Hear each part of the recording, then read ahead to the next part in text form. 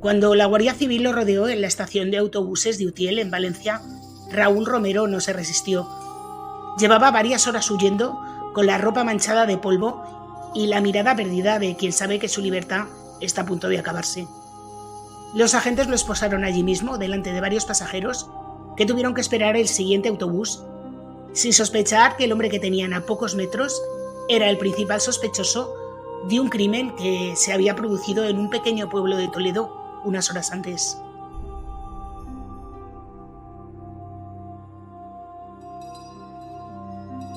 Hola a todos, yo soy Julia y hoy os traigo un caso que parece sacado de una novela, pero no. Es una historia que pasó en España no hace mucho tiempo. Una historia de venganza que terminó con la vida de una madre en plena calle y dejó a un niño malherido y marcado para siempre. Detrás de lo que en un principio parecía un suceso inexplicable, se escondió una trama bastante compleja, urdida durante meses en silencio, que puso a prueba a los investigadores hasta que lograron sacar toda la verdad. Si quieres saber más, sé bienvenido.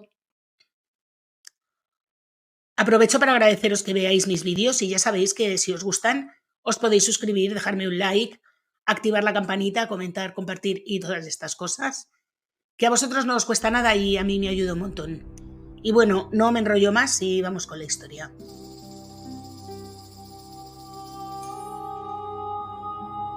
Nuestro caso comienza a las 8:30 de la mañana del 4 de mayo de 2018 en la localidad toledana de Las Ventas de Retamosa, un pequeño pueblo de unos 4.000 habitantes. Aquel día, Mercedes Martín, como hacía cada día, había subido a su hijo al coche para llevarle al colegio. Pero mientras iba conduciendo por las mismas calles por las que conducía cada día, en un cruce, un coche frenó en seco y le cortó el paso. Mercedes pegó un frenazo muy asustada, pero apenas tuvo tiempo de reaccionar porque el conductor del vehículo, que le había cortado el paso, se acercó a ella, sacó un arma y disparó 8 veces. 7 de las balas impactaron en el pecho y el abdomen de Mercedes, que por supuesto no sobrevivió, y una de ellas atravesó las piernas de su hijo, que se quedó en el coche gritando conmocionado, sin poder hacer absolutamente nada por ayudar a su madre. Cuando vació el cargador, el tirador corrió hasta su coche y se fue a toda velocidad. La calle se quedó en silencio unos segundos hasta que los vecinos, que habían oído lo que había pasado, corrieron a ayudar a Mercedes y a su hijo, mientras otros llamaban al 112.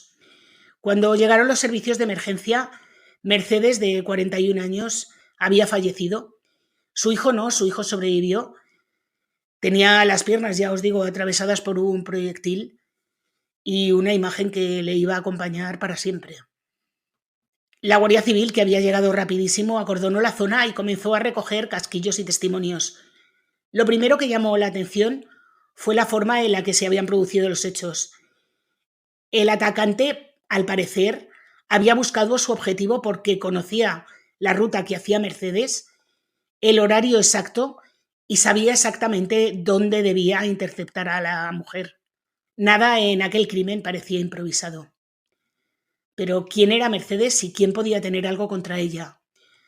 Pues Mercedes Martín era una mujer discreta, trabajadora y muy dedicada a su familia. Había nacido en el año 1976 y había pasado prácticamente toda su vida en Las Ventas de Retamosa. Cuando la Guardia Civil se puso a preguntar por el pueblo a los amigos, conocidos y familiares, nadie pudo decir nada malo de ella. Vivía con sus 2 hijos. Su entorno era sencillo, de clase trabajadora. Vivían sin grandes lujos, pero también sin carencias. Todo el mundo decía que era una mujer muy volcada en sus hijos, con los que compartía una relación muy cercana, y también la compartía con su madre, que vivía a muy pocos metros de su casa. Mercedes había rehecho su vida sentimental tras un matrimonio anterior y convivía con su nueva pareja. Quienes la trataron en aquellos años la describen como una mujer alegre, sociable y muy, muy querida. Su vida, además, en aquel momento, podía decirse que era bastante tranquila. Pero no siempre había sido así. En los últimos tiempos esa calma se había visto empañada por un conflicto cada vez más tenso con un hombre que se llamaba Luis del Castillo, con el que había mantenido una relación laboral que terminaría convirtiéndose en una pesadilla. Mercedes había trabajado como empleada doméstica en casa de Luis y de su mujer, María del Carmen Medrano, conocida como la Mari, y allí fue testigo de un secreto que cambiaría su vida para siempre: la infidelidad de María del Carmen con el primo de su marido. Cuando Luis empezó a sospechar de la traición, en diciembre de 2016, presionó a Mercedes para que le contara todo lo que sabía, pero ella se negó a hacerlo. Esa negativa desató el rencor de Luis del Castillo, al que todo el mundo llamaba el Vacas, y este comenzó a acusarla falsamente de haberle robado 30.000 euros que tenía escondidos en el falso techo de su casa, y llegó incluso a amenazarla de muerte usando un arma para intimidarla. Mercedes, desesperada, acudió a la familia de El Vaca y su mujer para denunciar las amenazas. En este punto os tengo que decir que el matrimonio pertenecía a un grupo social conocido como los Mercheros, que era un grupo anteriormente nómada, aunque ahora ya son bastante más sedentarios, emparentados con los kinkis, que se dedicaban a oficios como la quincallería ambulante y la reparación de objetos. Tienen unas normas sociales bastante particulares, se rigen por sus propias leyes y, al igual que los gitanos, tienen sus propios matriarcas y patriarcas, que son los que ordenan un poco, digamos, la justicia del grupo social. Bueno, pues lo que hizo Mercedes fue acudir a la matriarca de la zona, y fue ella la que acordó que, por el comportamiento del matrimonio y en aplicación de los usos y las costumbres mercheras, como dirían posteriormente, pues que fueran desterrados. El destierro consistía evidentemente en marcharse del pueblo. El matrimonio tuvo que irse a vivir a Barcelona, y aquello supuso una gran humillación tanto para Luis el Vacas como para la Mari. Se sintieron profundamente agraviados y, por supuesto, le echaron toda la culpa a Mercedes. Y aunque el matrimonio se marchó del pueblo, el odio del Vacas no había cesado y empezó a hablar abiertamente con cualquiera que quisiera escucharle de su deseo de vengarse. Varias personas del entorno declararon posteriormente que había explicado que iba a acabar con ella.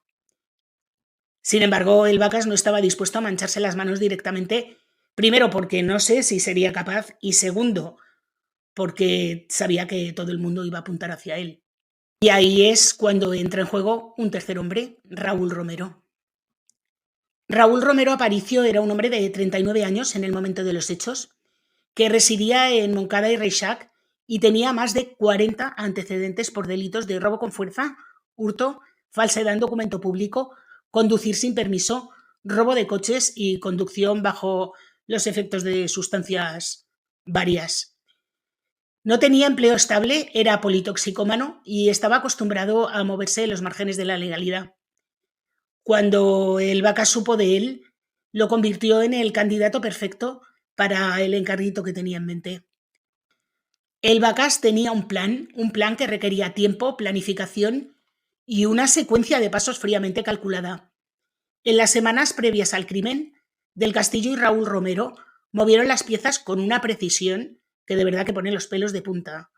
En ningún momento levantaron sospechas y cuidaron cada detalle para evitar dejar rastro. Pero como vais a ver, según vaya avanzando la investigación, vais a ver que se creían muy listos, pero no lo eran en absoluto. Lo primero que hizo en su plan fue comprar 2 teléfonos desechables el 2 de mayo de 2018 en un locutorio de Barcelona. Estos dispositivos serían utilizados únicamente para coordinar el crimen. Uno se lo quedó Raúl Romero y el otro se lo quedó el Vacas. La investigación demostró que ambos aparatos estuvieron activos en Madrid al día siguiente, el 3 de mayo, y que uno de ellos volvió a Barcelona el 4 de mayo, horas antes del asesinato.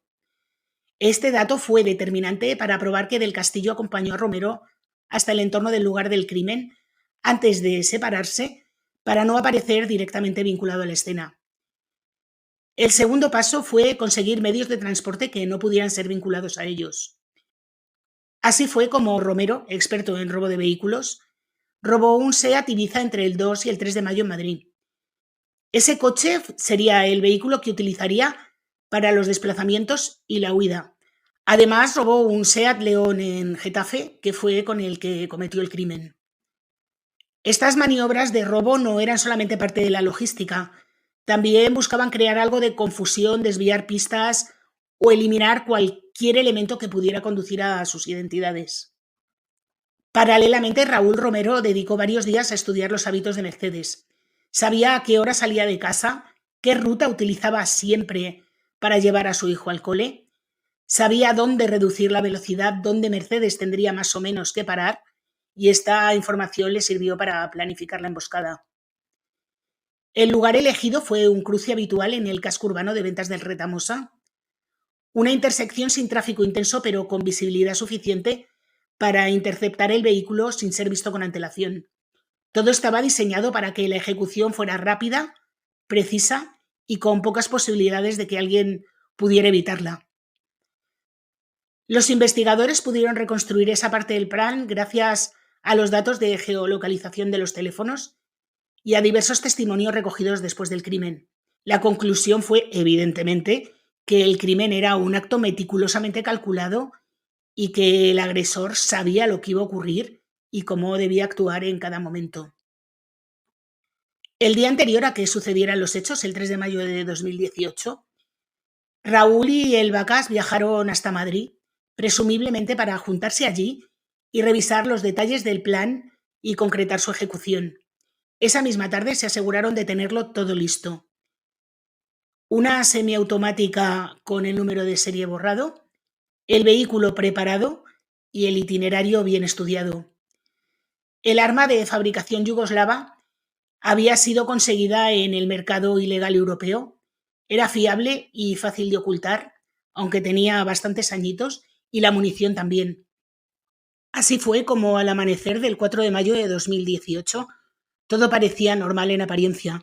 Mercedes preparó a su hijo para ir al colegio como hacía cada día y en ningún momento sospechó que estaba siendo vigilada. Salió de casa poco después de las 8:30, subió al coche, como digo, junto a su hijo y tomó su ruta habitual rumbo al colegio. Mientras tanto, Raúl Romero aguardaba aparcado en la puerta de un vado de un vecino, muy cerca del cruce que había elegido para el ataque. A esa hora, Luis del Castillo ya estaba lejos del lugar.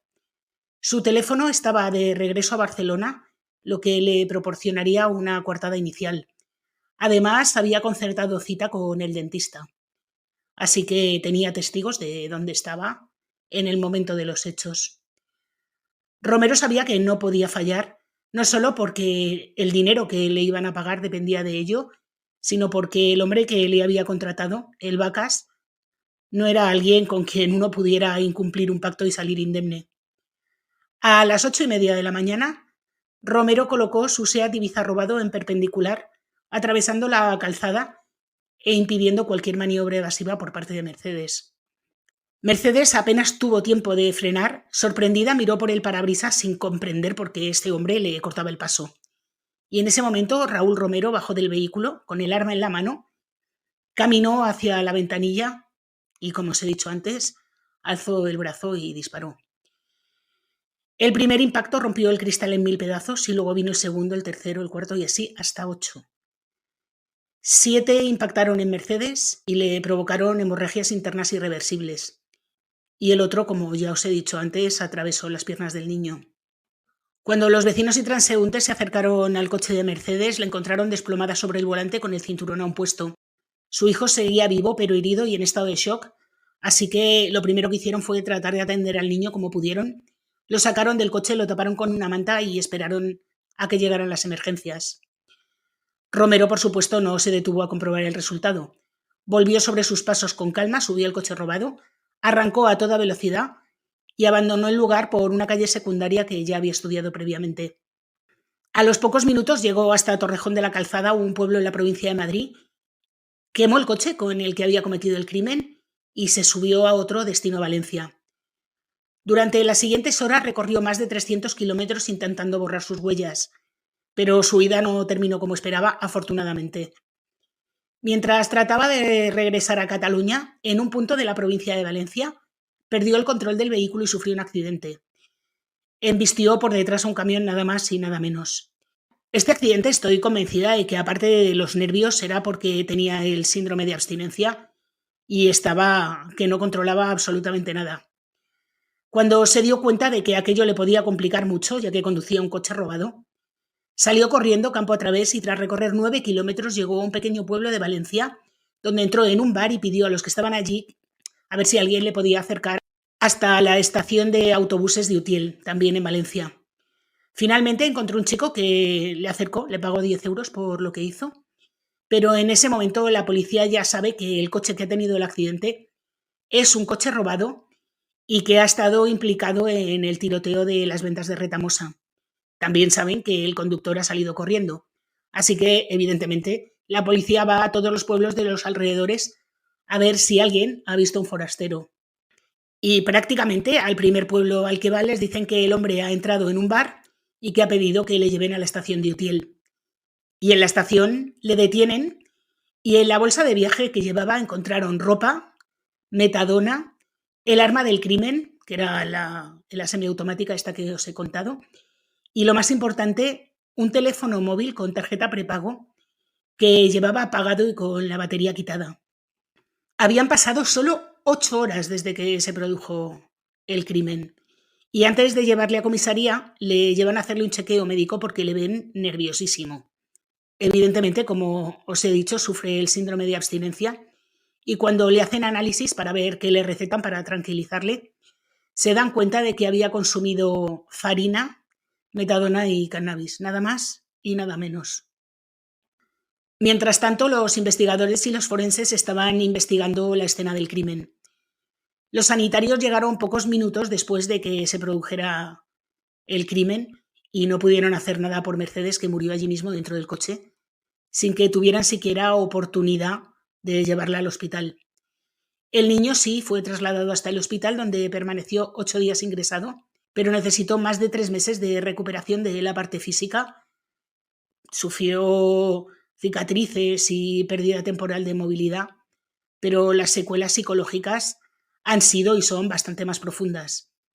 La investigación comenzó de inmediato, evidentemente. La policía acordonó la zona, recopiló toda la información que pudo, entrevistó a testigos y todos coincidían en una cosa, que quien lo hizo sabía lo que hacía, por dónde huía y lo tenía todo perfectamente planificado. Y el hecho, además de que apuntaran contra un niño, reforzaba la hipótesis de que aquello era una ejecución. El hallazgo de las huellas en el coche robado y el cotejo del ADN, junto con el arma que le habían encontrado a Raúl, dejaban pruebas de que el que había cometido los hechos era Raúl. Y cuando se ponen a investigar la posible conexión entre Raúl y Mercedes, es que no hay manera de que encuentren nada. Y es entonces cuando empiezan a mirar los movimientos bancarios. Y aunque en la cuenta de Raúl no encuentran nada, en la de su pareja aparecen 3 ingresos en efectivo un poco sospechosos. 200 euros el 5 de junio, 150 el 3 de julio y otros 50 euros el 30 de julio. Los ingresos aparentemente modestos provienen del entorno de Luis del Castillo, un viejo conocido de las fuerzas de seguridad. El Vacas tenía antecedentes por delitos violentos y conexiones con el mercado ilegal de armas. Y sobre todo, tenía una enemistad notoria con Mercedes. Porque evidentemente cuando la Guardia Civil y la policía se puso a investigar sobre el terreno, todo el mundo les dijo que Mercedes no tenía ningún enemigo, excepto el Vacas y la Mari. Y cuando vieron los movimientos bancarios en la cuenta de la pareja de Raúl, ya empezó a cuadrarles todo. Y luego otro avance crucial llegó gracias al trabajo de los especialistas en telecomunicaciones. El análisis de la telefonía móvil reveló el uso de 2 terminales Alcatel de prepago que habían estado activos en la zona el día anterior del crimen y durante la jornada del crimen. Estos teléfonos fueron comprados en Barcelona y solo se habían utilizado para llamadas entre ellos. Muy listos, ¿eh? La localización de uno de los dispositivos en Madrid el 3 de mayo y en Barcelona el 4 indicaba que quien lo portaba, identificado como Luis del Castillo, había viajado con Romero en los días previos al crimen y había regresado a Barcelona antes de la ejecución. El otro terminal, en cambio, permaneció en la zona de ventas de Retamosa durante el 4 de mayo. El uso de los teléfonos desechables y el hecho de que no tuvieran actividad previa reforzaba la tesis policial de que los terminales habían sido herramientas diseñadas, compradas exclusivamente para coordinar el crimen. A medida que la investigación avanzaba, los agentes descubrieron que el plan no se había limitado solamente al encargo y la ejecución del crimen. También había una red de apoyo posterior destinada a obstaculizar la justicia. María del Carmen Medrano, la Mari, que estaba separada ya del Vacas, y su hermano Emilio, contactaron con abogados para facilitar la defensa de Romero e intentaron convencerle de que no implicara a Luis del Castillo en su declaración. La intención era muy clara, era aislar al ejecutor y mantener a salvo al autor intelectual. Y sobre todo no era la primera vez que Medrano se había visto involucrada en el conflicto que tenía Luis con Mercedes. Meses antes de los hechos había amenazado directamente a Mercedes y le gritó en plena calle, a los oídos de todos: «Te vamos a matar a ti y a tus hijos». Este episodio, confirmado por un montón de testigos que la oyeron gritar, fue interpretado por la acusación como un indicio de premeditación y como prueba de que el crimen se había gestado en un contexto de hostilidad persistente. Por su parte, la pareja de Raúl Romero no solo había recibido el dinero vinculado al pago, sino que también colaboró en las tareas logísticas, ocultando información a los investigadores. Todos estos actos fueron considerados por el tribunal como delitos de encubrimiento y llevaron a la imputación de la pareja del Vacas, el hermano de la pareja del Vacas y la pareja de Raúl Romero. Ante la abrumadora cantidad de pruebas, Raúl Romero decidió colaborar, pero parcialmente. En sus primeras declaraciones negó haber hecho absolutamente nada, pero más tarde explicó que había actuado por encargo de Luis del Castillo. Esta confesión, aunque inicialmente fue matizada y cambiante, coincidía en muchísimos puntos con lo que la policía ya sabía. Y cuando se vio rodeado, pues Luis del Castillo confesó también, aunque trató, por supuesto, de minimizar su papel.